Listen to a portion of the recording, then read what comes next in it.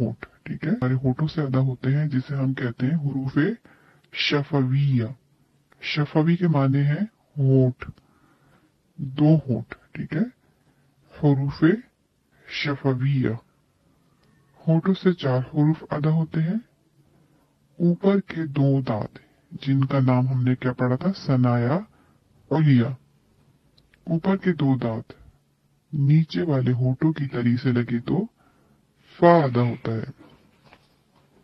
इसी तरह होठों की तली आपस में लगने से बा अदा होता है।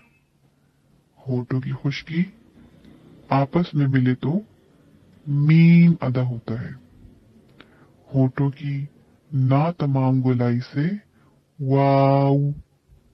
वाव, पहले आप होठों को गोल करेंगे, फिर फैलाएंगे, दोबारा से गोल करेंगे, तो क्या अदा होगा, वाव।